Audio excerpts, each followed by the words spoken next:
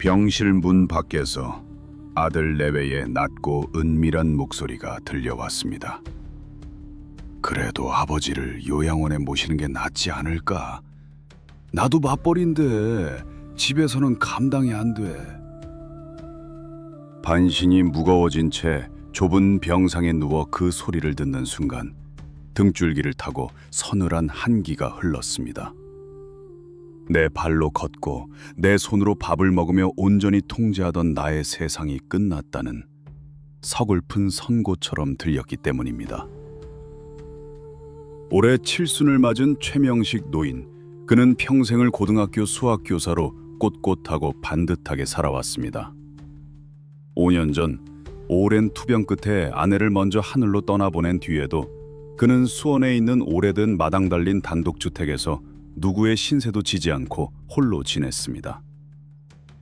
아침 6시면 어김없이 일어나 뒷산 약수터에 오르고 마당에 잡초를 직접 뽑고 빳빳하게 다려진 셔츠를 입고 노인 복지관에 바둑을 들어가는 것이 그의 작지만 자랑스러운 일상이었습니다.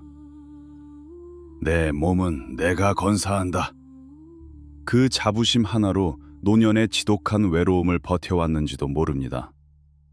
아내의 빈자리가 사무치게 클 법도 했지만 자식들에게 짐있기 싫다는 고집스러운 자존심은 그의 집을 언제나 먼저 가득 채웠습니다. 다는 고집스러운 자존심은 그의 집을 언제나 먼지 하나 없이 깨끗하게 유지하게 만들었습니다. 늙어서 추레해 보인다는 소리를 듣기 싫어 늘 자세를 바르게 하고 다녔던 그였습니다. 하지만 노년의 불행은 언제나 도둑처럼 아무런 예고 없이 일상을 덮칩니다. 그날도 평범한 가을 아침이었습니다. 아침 식사를 마치고 싱크대에서 물컵을 헹구려던 찰나 갑자기 오른쪽 팔에 힘이 툭 빠지며 유리컵이 바닥으로 박살이 났습니다. 응급실에서 의식을 차렸을 때 명식의 첫 마디는 나 괜찮다, 집에 가자 였습니다. 하지만 몸은 그의 굳은 의지와는 전혀 달랐습니다. 오른쪽 수족이 나무 토막처럼 뻣뻣했고 말을 할 때마다 발음이 미세하게 새어나갔습니다. 꾸준히 재활을 받으면 일상생활은 어느 정도 가능하겠지만 예전처럼 완벽하게 혼자서 걷고 뛰는 것은 힘들 거라는 의사의 무미건조한 설명은 명식의 단단했던 세상이 와르르 무너져 내리는 소리와 같았습니다. 병원에 입원한 지 일주일째, 큰아들 내외는 매일 저녁 퇴근길에 무거운 발걸음으로 병원에 들렀습니다. 표정에는 숨길 수 없는 피곤함이 역력했습니다. 며느리는 안쓰러운 눈빛으로 명식의 수발을 들었지만 병실 밖 복도에서 남편과 나누는 대화에는 차가운 현실의 무게가 담겨 있었습니다. 당신이 휴직할 수 있어? 아니잖아. 나도 이번에 순진 앞두고 있어서 연차 내기 힘들어. 간병인 쓰는 것도 한두 달이지. 아버님 저러시다 다시 쓰러지시면 어떡해. 요즘 시설 좋고 프로그램 좋은 요양원 많아. 거기서 전문가들이 24시간 돌봐드리는 게 아버님을 위해서도 우리를 위해서도 최선이야. 며느리의 말에 틀린 구석은 하나도 없었습니다. 자식들에게 내색은 안 했지만 명식도 그들의 고충을 뻔히 알고 있었습니다. 치솟는 대출 이자에 중학생 손자들 학원비까지 챙겨야 하는 아들 내외의 삶 역시 하루하루가 버거운 전쟁이라는 것을요. 하지만 머리로 그들의 입장을 이해하는 것과 가슴으로 내 삶의 마지막 거처를 받아들이는 것은 전혀 다른 차원의 문제였습니다. 요양원. 그 세 글자는 명식에게 곧 죽음의 대기실이나 다름없게 느껴졌습니다.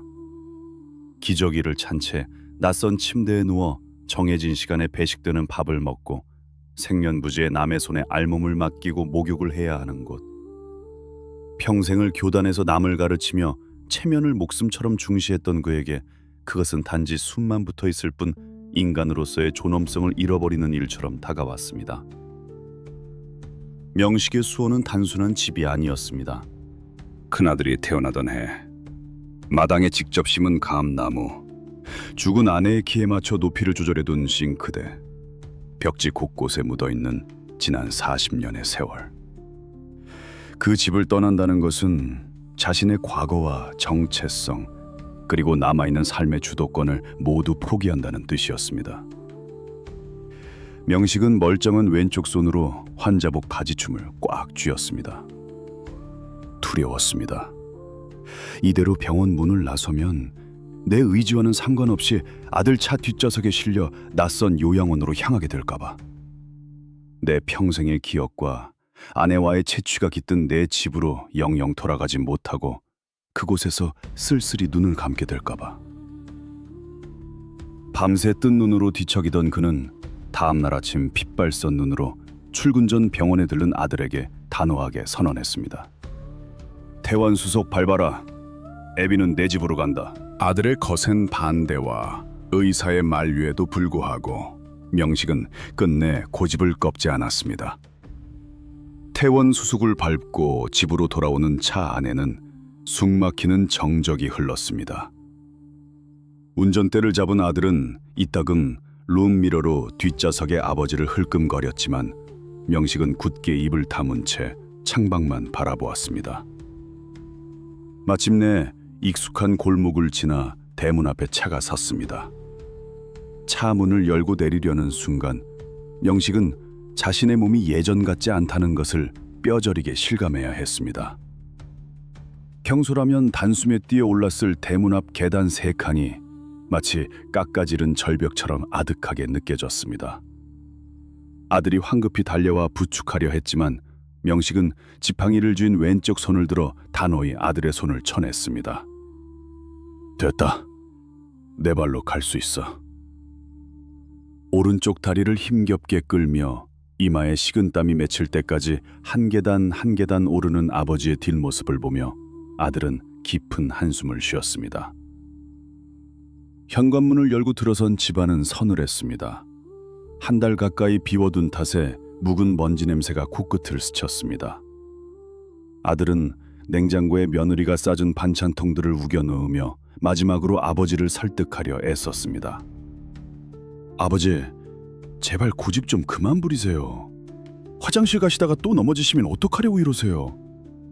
낮에 아버지만 혼자 계시다가 무슨 일이라도 생기면 저 진짜 평생 후회하며 살아야 해요. 네? 애원하는 아들의 목소리에 명식의 가슴도 욱신거렸습니다. 자식에게 피눈물 나는 걱정을 끼치고 싶어 이러는 게 아니었습니다. 하지만 여기서 물러서면 정말 끝이라는, 짐짝처럼 버려질지도 모른다는 근원적인 두려움이 그를 더욱 모질게 만들었습니다. 애비 죽으라고 고사 지내냐? 내 몸 건사할 힘은 아직 남아있다. 네 처자식이나 잘 건사해라. 나는 여기서 내 식대로 살다 죽을 테니.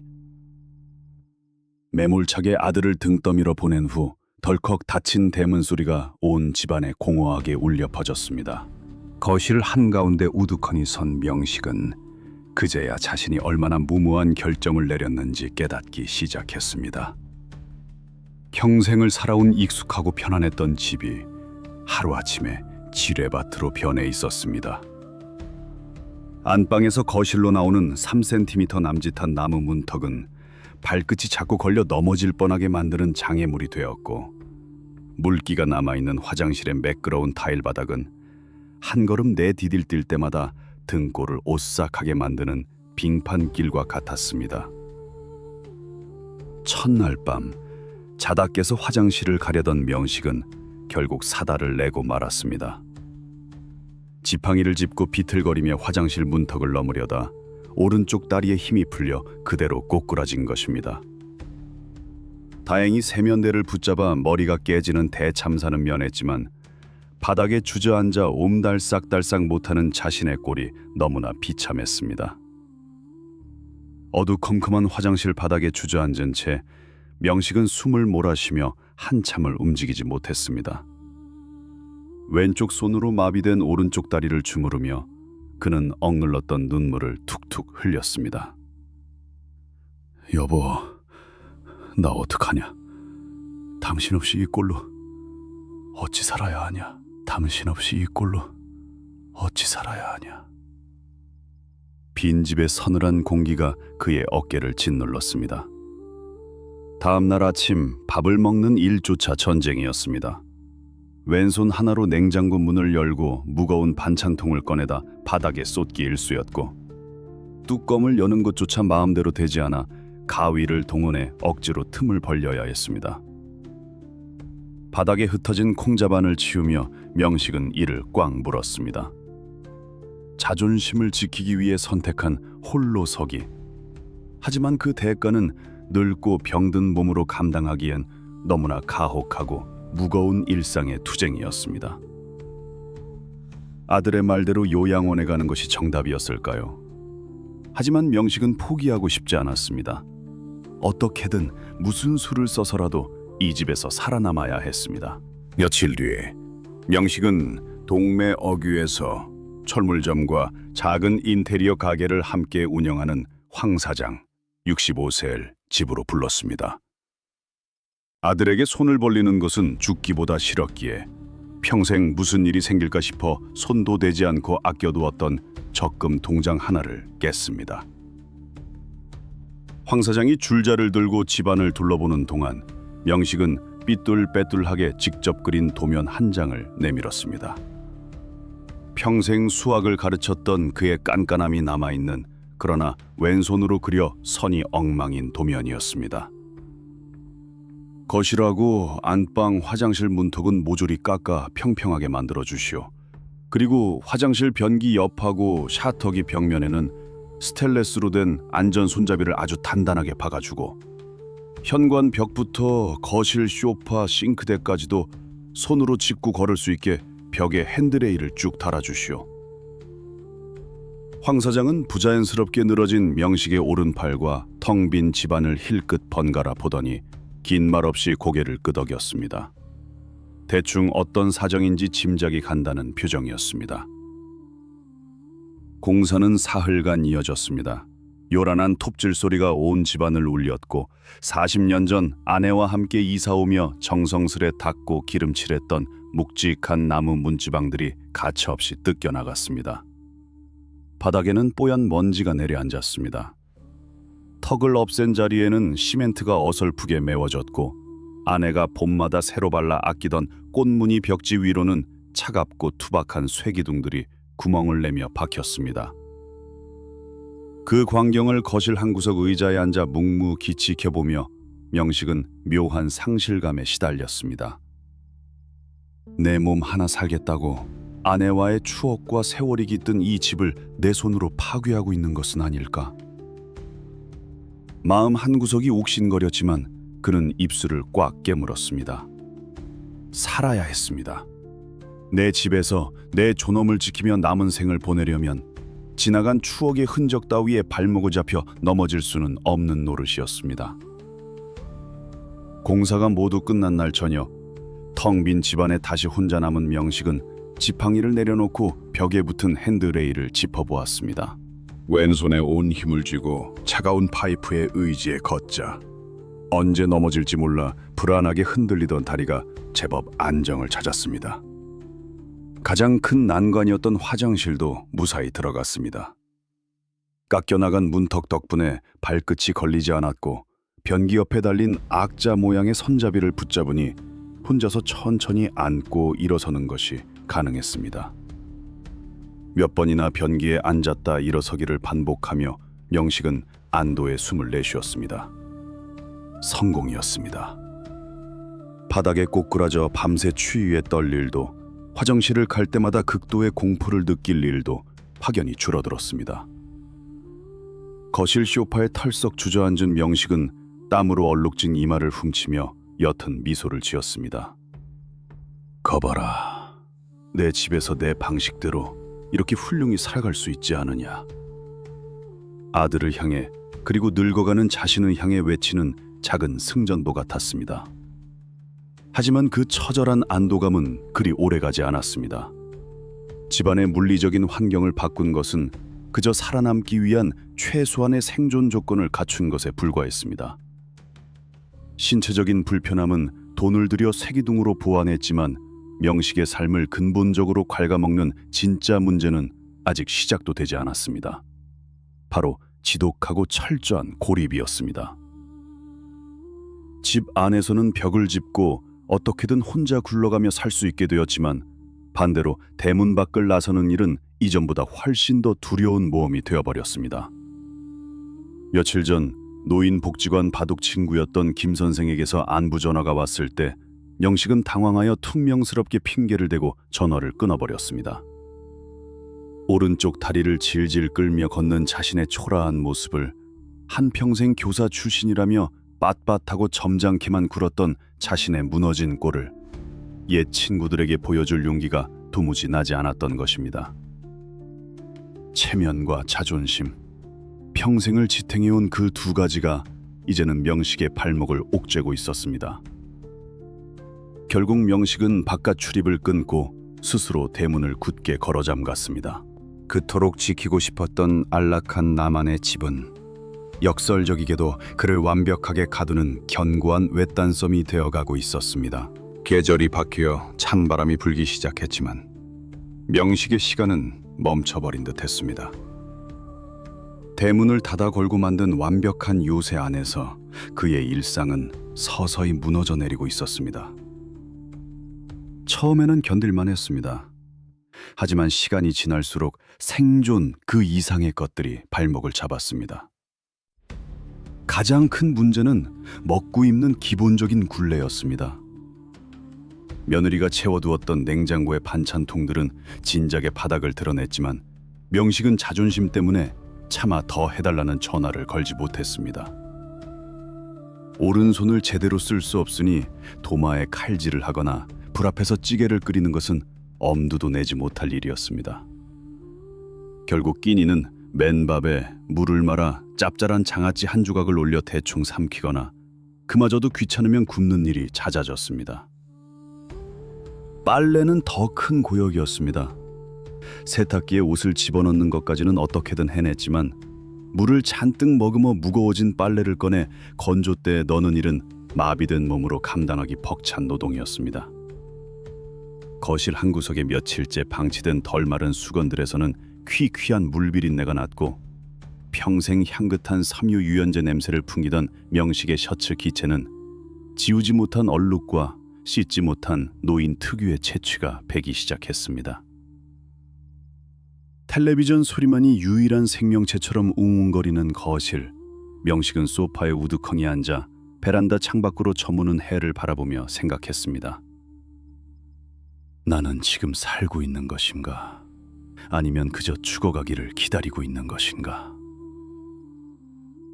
그러던 어느 날 오후였습니다.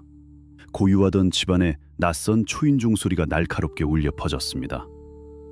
파들짝 놀란 명식은 쇠기둥을 짚고 현관 모니터 앞으로 다가갔습니다. 화면 속에는 쓰러진 자신을 처음 발견하고 구급차를 불러주었던 이웃집 세탁소 송 사장 68세이 서 있었습니다. 최 선생님, 안에 계시오?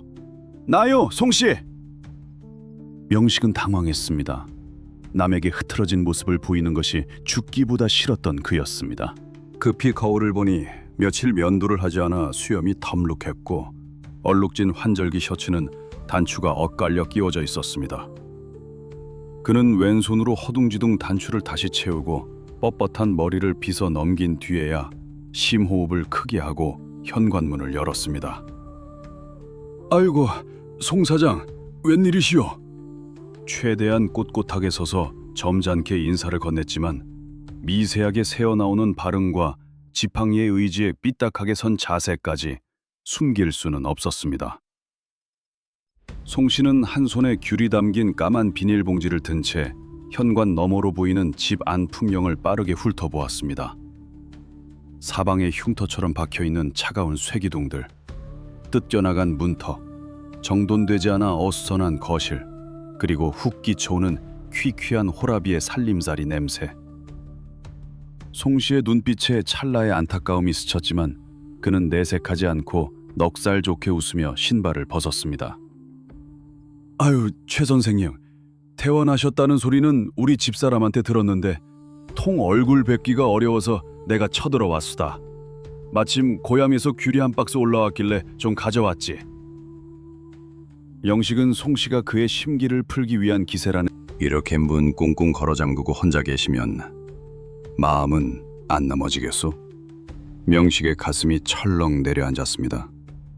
평생을 남에게 아쉬운 소리 안 하고 꼿꼿하게 살았다고 자부했는데 세탁소를 하며 동네 사람들의 온갖 흥망성쇠를 다 지켜본 늙은 이웃의 날카로운 질문 하나에 그가 겹겹이 쌓아 올린 알량한 자존심의 성벽에 쩍쩍 금이 가는 소리가 들리는 듯했습니다.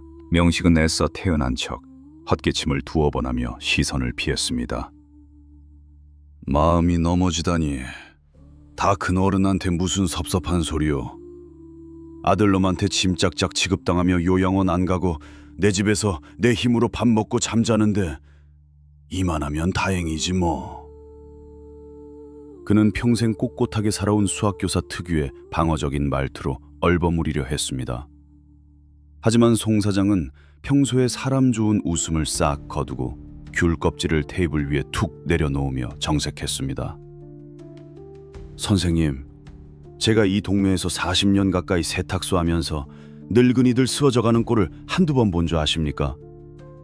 자식들한테 죽어도 손 안 벌리겠다며 겨울에 보일러 끄고 자다가 돌아가신 뒷골목 박할머니, 남들한테 아픈 꼴 보이기 싫다며 대문 닫아 걸고 살다가 석 달 만에 백골로 발견된 김영감님, 다들 선생님처럼 그놈의 자존심 하나 쥐고 살던 양반들이었소. 명식의 얼굴이 딱딱하게 굳어졌습니다. 남의 뼈아픈 불행을 끄집어내어 자신과 비교하는 송 사장의 무례함에 화가 날 법도 했지만 왠지 모르게 입술이 떨어지지 않았습니다. 선생님, 솔직해집시다. 지금 요양원 안 가셨다고 승리한 것 같죠? 자식들한테 짐 안 됐다고 뿌듯하십니까? 천만에요. 선생님은 지금 늙고 병든 자기 모습을 인정하기가 너무 무섭고 싫어서 스스로 이 캄캄한 독방을 만들고 들어앉은 죄수나 다름없소. 송 사장의 말은 잔인할 만큼 예리하고 매서웠습니다. 친구들 전화도 다 피하신다면서요? 다리 한쪽 질질 끄는 거 남한테 보여주기 싫어서. 평생 점잖은 교사로 살았는데 이제 와서 병신 소리 들을까봐 겁나서 안 그렇소? 그런데 선생님, 다리 중 저는 게 뭐 대수요. 70평생 살면서 고장 안 나는 몸뚱이가 어딨소. 진짜 비참한 건 몸 조금 불편해졌다고 마음까지 완전히 쪼그라들어서 세상이랑 담을 쌓고 썩어가는 거요. 그게 선생님이 그토록 지키고 싶어 했던 품위 있는 노후란 말이오. 명식은 뒤통수를 둔기로 세게 얻어맞은 듯 아찔했습니다. 송 사장의 그 촌철 살인 같은 말들이 명식이 애써 외면하고 있던 깊은 내면의 진실을 정확히 찌르고 들어갔기 때문입니다. 그랬습니다. 명식은 자립이라는 그럴듯한 명분으로 포장했지만 사실은 두려웠던 것입니다. 완벽했던 통제력을 잃어버린 자신의 초라한 꼴을 남에게 들키는 것이 두려웠고 동정어린 시선을 받는 것이 죽기보다 싫었습니다. 그래서 쇠기둥을 박아 몸이 넘어지는 것은 필사적으로 막아냈으면서도 정작 고립이라는 늪에 빠져 서서히 질식해가는 자신의 영혼은 방치하고 있었던 것입니다. 자립이라는 게 별거요? 내 손으로 다 해야만 자립이 아니오. 안 되는 건 안 된다고 인정하고 남의 손 빌릴 건 뻔뻔하게 빌려가면서 그래도 사람 굿이라고 이웃이랑 웃고 떠들며 사는 게 진짜 자립이지. 선생님은 지금 껍데기만 이 집에 남겨두고 진짜 최명식이는 벌써 요양원보다 더한 감옥에 묻어버렸어. 송 사장은 덩그러니 놓인 귤 몇 개를 명식이 앞으로 밀어주며 자리에서 일어났습니다. 쇠기둥 백날 잡아봐야 사람 체험만 하겠어. 너무 늦기 전에 대문이나 짝 열어두시오. 얼어 죽기 딱 십상인 집구석이니까. 현관문이 닫히고 다시 거실에는 정막이 찾아왔습니다. 명식은 테이블 위에 놓인 노란 귤을 멍하니 바라보았습니다. 평생 틀린 수학 공식을 고쳐주며 살아왔건만 정작 내 인생의 가장 중요한 마지막 계산을 완전히 틀려버렸다는 뼈아픈 자각이 밀려왔습니다. 왼쪽 손으로 얼굴을 감싸준 명식의 어깨가 소리 없이 떨리기 시작했습니다. 밤새 뒤척이던 명식은 동이 트고 나서야 까무룩 잠이 들었다가 깼습니다. 거실 탁자 위에는 어제 송 사장이 까놓고 간 귤 껍질이 끝으로리부터 말라 비틀어지고 있었습니다. 하지만 신기하게도 그 작은 껍질 하나가 밤새 내뿜은 상큼한 향기가 퀴퀴했던 묵은 공기를 조금은 걷어내준 듯 했습니다. 소파에서 몸을 일으킨 명식은 쇠기둥을 짚고 베란다 쪽으로 다가갔습니다. 그리고 한 달 넘게 굳게 닫아두었던 유리창을 성한 왼손으로 힘껏 밀어 열었습니다. 차갑고 매서운 늦가을의 아침바람이 폐부 깊숙이 훅 밀려 들어왔습니다. 춥다고 느껴지기보다는 막혔던 숨통이 트이는 듯한 시원함이 먼저 다가왔습니다. 명식은 거실 한 구석에 방치되어 있던 전화기를 집어들었습니다.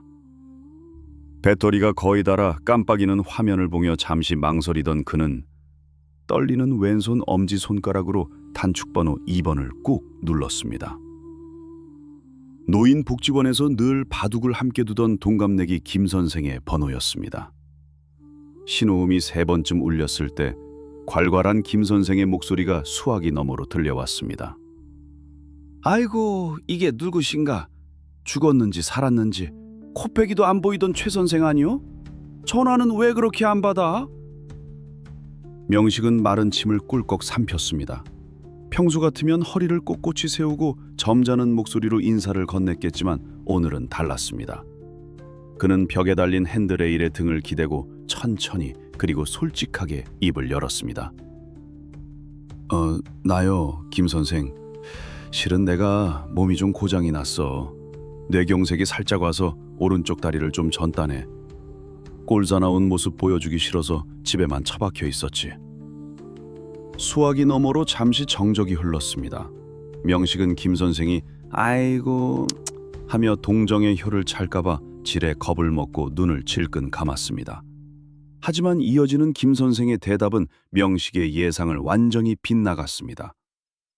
이 양반아, 70 먹은 기계가 고장 한 번 안 나면 그게 불량품이지. 나도 저번 주에 임플란트 2개나 빠져서 고기 씹지도 못하고 죽만 쑤어 먹고 있구만. 다리 좀 저는 게 뭐 대수라고 숨어지네. 바둑 두는 데는 손가락 하나만 성하면 되는 거 아니요? 당장 복지관 나오기 거시기 하면 내가 오후에 바둑판 들고 자네 집으로 감세. 가는 길에 막걸리나 한 병 사랄 테니까 상이나 닦아놔. 툭툭 내뱉는 그 투박한 말 한마디에 명식은 그만 코끝이 찡해졌습니다. 아무것도 아니었습니다.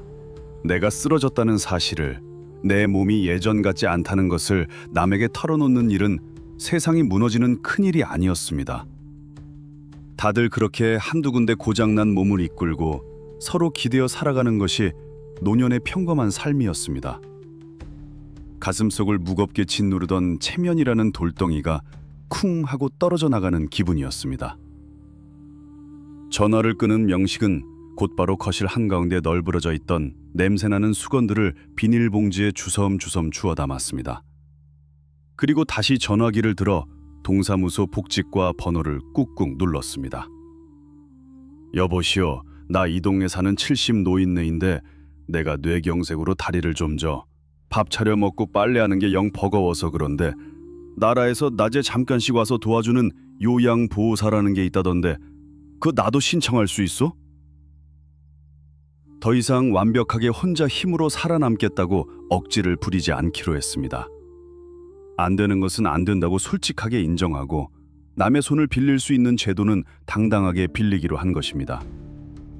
그것이 내 집에서 내 식대로 끝까지 인간답게 살아가기 위한 진짜 자립의 시작임을 비로소 깨달았기 때문입니다.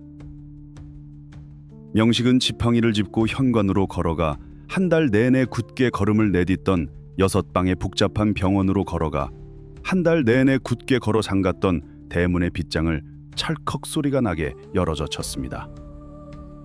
녹슨 대문이 삐걱거리며 열리자 골목길에 환한 가을 햇살이 마당 안으로 쏟아져 들어왔습니다. 며칠 뒤 동사무소를 통해 신청한 재가 방문 요양보호사가 처음으로 집을 찾아왔습니다. 50대 후반에 싹싹해 보이는 이 여사, 하루에 딱 3시간씩 집에 머물며 명식의 손발이 되어주기로 했습니다.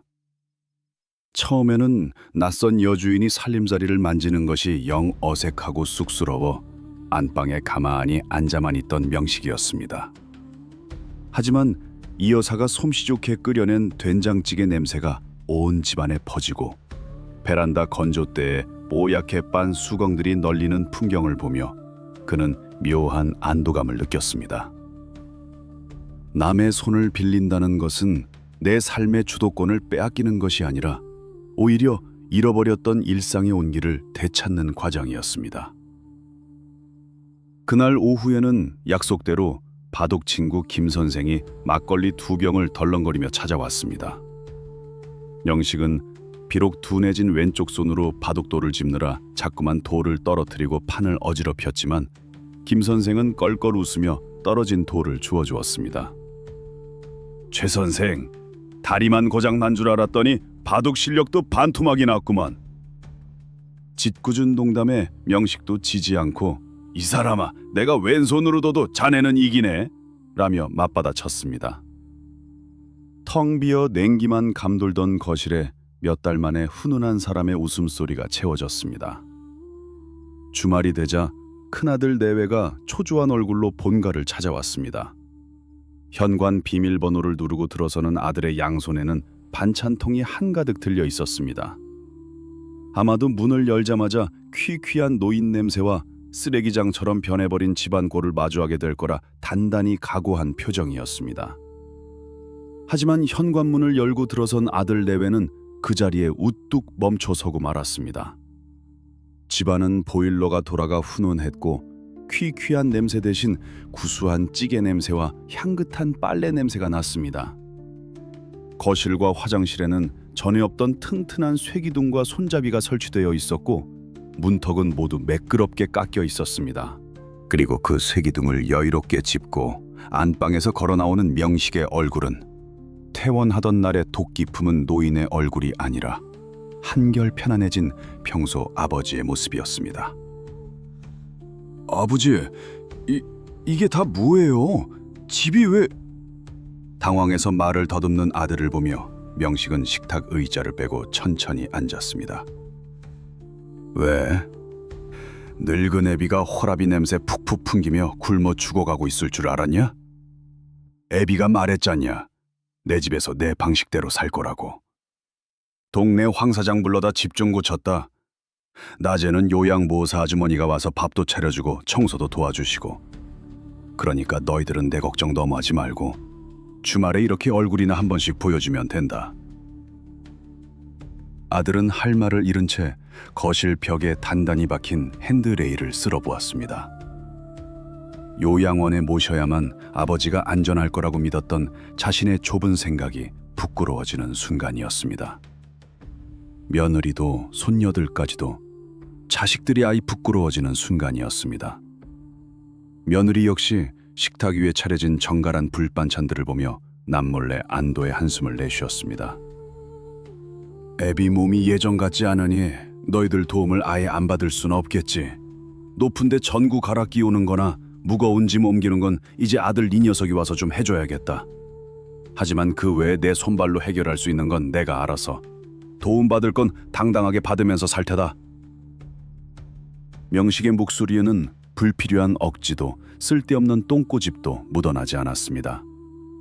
늙고 병든 자신의 상태를 정확히 인지하고 할 수 있는 것과 도움을 받아야 할 것을 명확히 구분하는 진짜 어른의 단단함이 배어 있었습니다.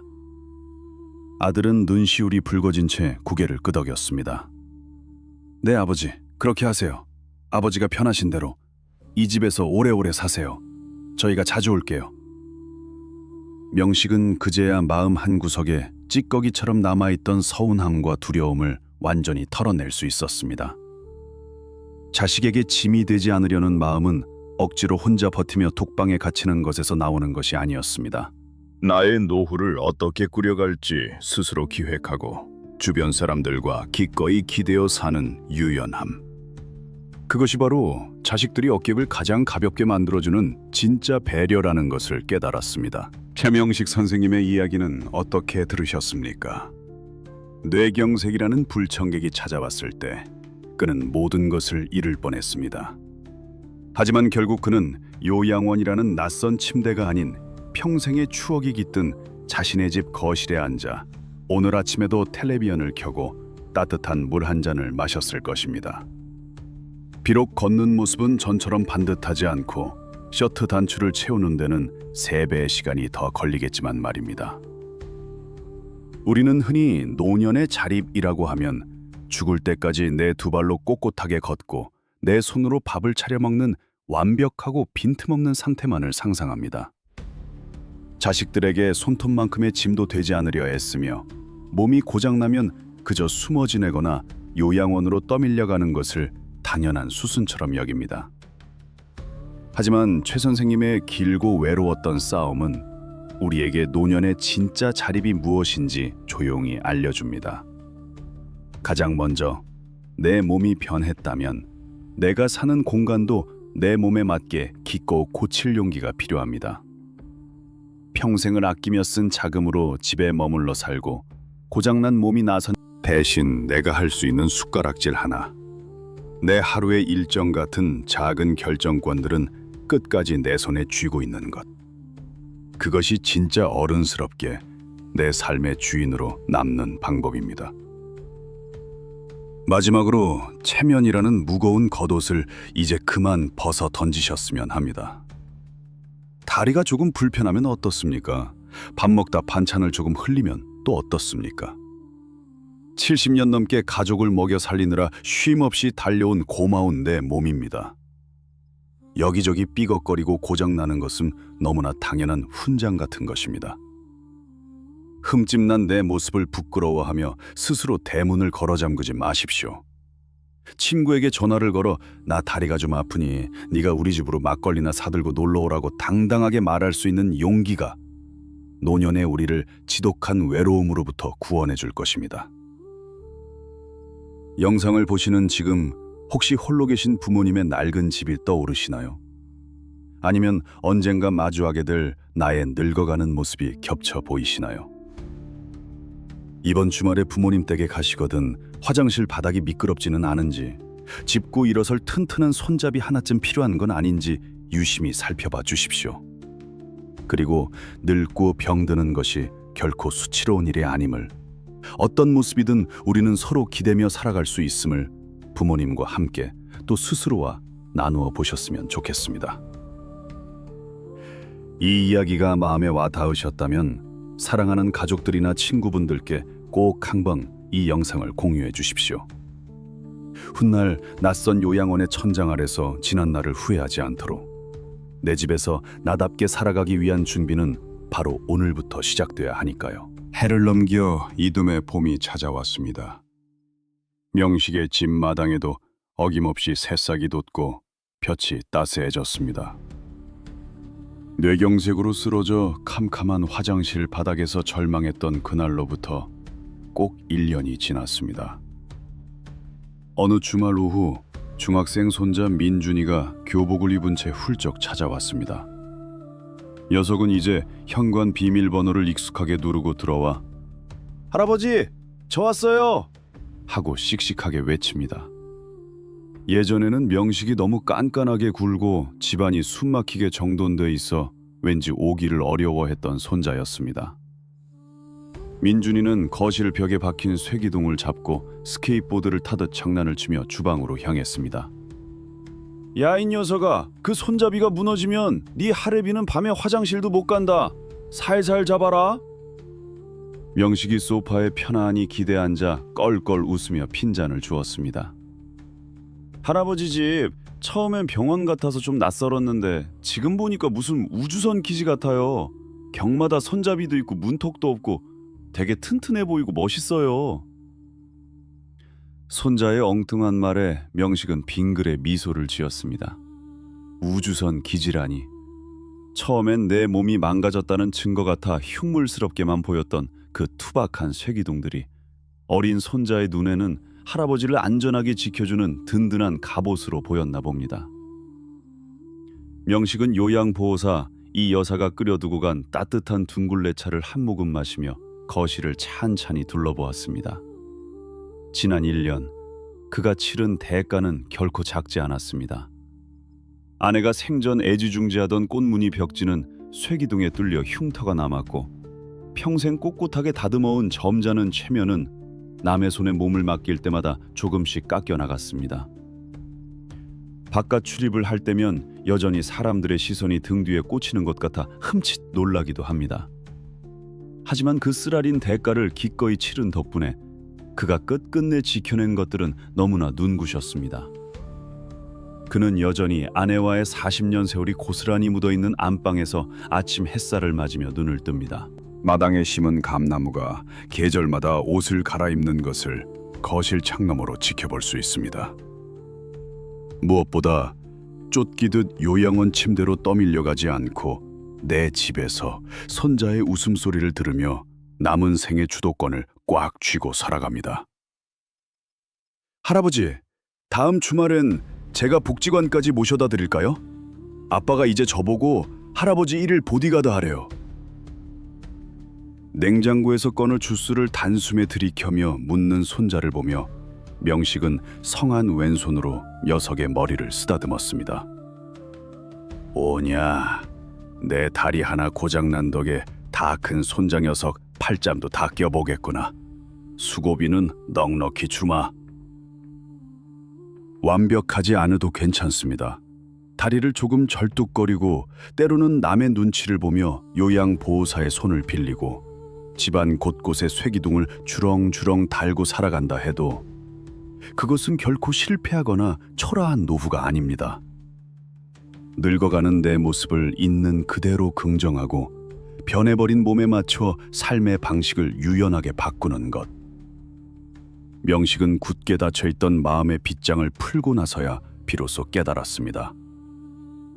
진정한 자존심과 품이란 흐트러지지 않은 완벽한 겉모습에 있는 것이 아니라 어떤 상황에서 내 삶을 포기하지 않고 껴안는 단단하고 부드러운 마음가짐에 있다는 것을요.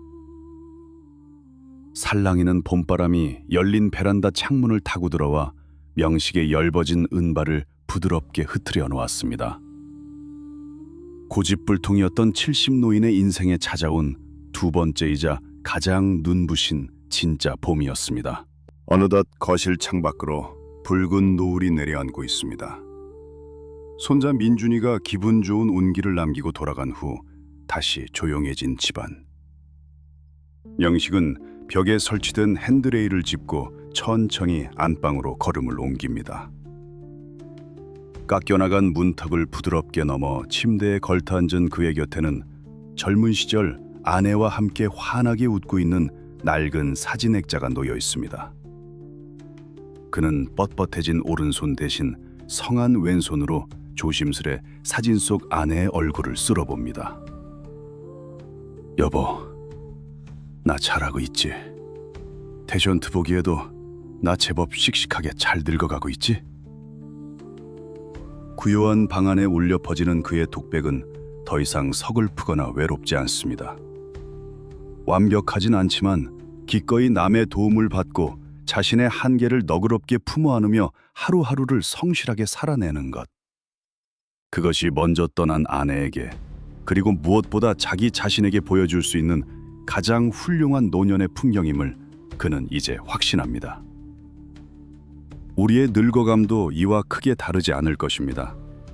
누구나 예고 없이 병을 얻고 어제까지 당연하게 하던 일들을 하나둘씩 잃어버리는 낯선 시간을 마주하게 됩니다.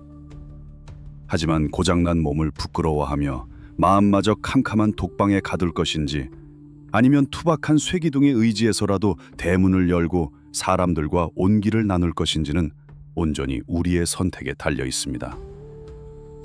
평생을 걸치고 살아온 체면과 자존심이라는 무겁고 낡은 외투를 과감히 받아던질 때 비로소 우리는 진짜 나다운 삶을 마지막까지 지켜낼 수 있습니다. 영상을 보시는 여러분, 지금 여러분의 마음속에는 스스로를 가두는 어떤 문턱이 자리 잡고 있습니까? 혹시 자식에게 짐이 되기 싫다는 핑계로, 혹은 늙고 초라해진 모습을 들키기 싫다는 두려움으로 스스로를 고립시키고 있지는 않으신가요?